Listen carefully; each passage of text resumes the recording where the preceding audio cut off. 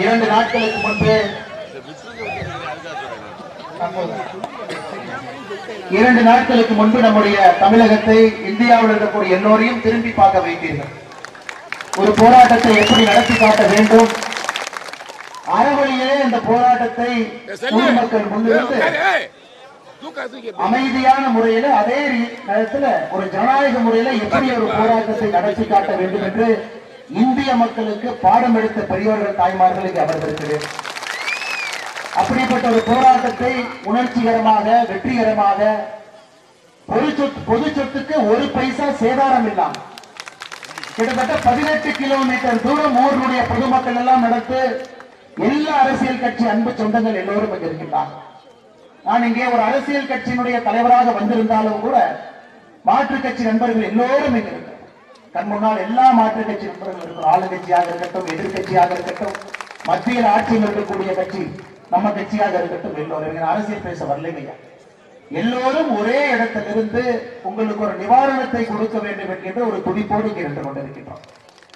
நான் உங்களுக்கு தீர்வுக்கு வர்றதுக்கு முன்னாடி 2-3 விஷயத்தை பேசிட்டு நான் வந்துடுறேன். இது எப்படி ஆரம்பிச்சது என்னன்னு நம்ம நீங்க தெரிஞ்சுக்கணும். அதுதான் எங்கேயும் கூட ஆளும் கட்சியாக இருக்கக்கூடிய திமுகவை பாரதிய ஜனதா கட்சியை விமர்சிக்க போறது கிடையாது, பாரதிய ஜனதா கட்சியை பாராட்ட போவது கிடையாது. மாநில அரசு மத்திய அரசு என்கின்ற வார்த்தையை பயன்படுத்துற ஆட்சியில கீழே மாநில அரசு இருக்கிறாங்க, மேல மத்திய அரசு இருக்காங்க. அதாவது இந்த பிரச்சனை எப்படி ஆரம்பிச்சதுனாங்க 2021 மத்திய அரசுக்கு ஒரு டிபார்ட்மெண்ட் இருக்கிறாங்க, ஜியாலஜிக்கல் சர்வே ஒரு டிபார்ட்மெண்ட், புவியியல் சார்ந்த ஒரு துறை. இந்தியா முழுவதும் கனிம வளங்கள் எங்கெல்லாம் இருக்குன்னு அளந்து ஒரு ரிப்போர்ட் வைப்பாங்க. அதன்படி அந்த துறை மேலூர் பகுதியில, குறிப்பாக நாம் இருக்கக்கூடிய அந்த பகுதியில டங்ஸ்டன் மாலிபெட்னம் அப்படிங்கிற ஒரு கனிமம் இருக்கு அப்படின்னு மாநில அரசுக்கு 2021 அறிக்கையை கொடுக்கிறாங்க. அதுவரை மாநில அரசுக்கு மட்டும்தான் இந்த உரிமை இருக்கு. டங்ஸ்டன் இது போன்ற ஒரு முக்கிய கனிமத்தை எடுப்பதற்கான முழு உரிமை மாநில அரசு கையில் மட்டும் இருந்தது.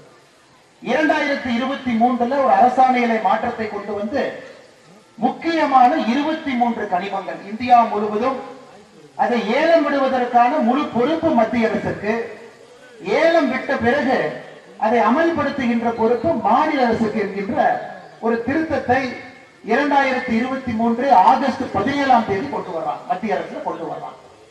அதன் பிறகு மத்திய அரசு இந்த பகுதியில டங்ஸ்டன் கனிமம் இருப்பதாக கண்டுபிடித்து அதை ஒரு அரசாணை மூலமாக ஒரு டெண்டரை கால் பண்றாங்க. அந்த டெண்டர் வருவதற்கு முன்பாக மத்திய அரசு மாநில அரசு கடிதம் எழுதுறாங்க, இந்த மாதிரி இங்க டங்ஸ்டன் இருக்குது உங்களுக்கு தெரியுமல்ல, நாங்க எடுக்க போறோம். மத்திய அரசு இங்க இருக்கக்கூடிய அமைச்சர் அவர்கள் பதில் எழுதுறாங்க, இல்ல இதை ஏலம் விடுகின்ற பொறுப்பு எங்களுக்கு உங்களுக்கு இல்லை என்று. மத்திய அரசு மறுபடியும் ஒரு கடிதம் எழுதுறாங்க, இல்ல ஏலம் விடுவதற்கான பொறுப்பு எங்களுக்கு, ஏலம் விட்ட பின் அடுத்து நடக்கக்கூடிய விஷயத்தை பார்ப்பது மட்டும்தான் உங்கள் பொறுப்பு. அதன் பிறகு மத்திய அரசினுடைய கடிதத்திற்கு மாநில அரசு பதிலளிக்கிறாங்க, இந்த பகுதியில டங்ஸ்டன் இருக்கு, இந்த பகுதியில பல்லுயிர் தரம் இருக்குன்னு. மொத்தமாக 4979 ஏக்கர் இந்த பகுதி. அது அதிகமாக வெள்ளாளப்பட்டி, அரிட்டாப்பட்டி, நாயக்கர்பட்டி இந்த பகுதி 4979 ஏக்கர் 20 ஸ்கொயர் கிலோமீட்டர் இந்த பகுதியில் இருக்கு. அதுல குறிப்பாக 477 ஏக்கர் பல்லுயிர் தலமா இருக்கு.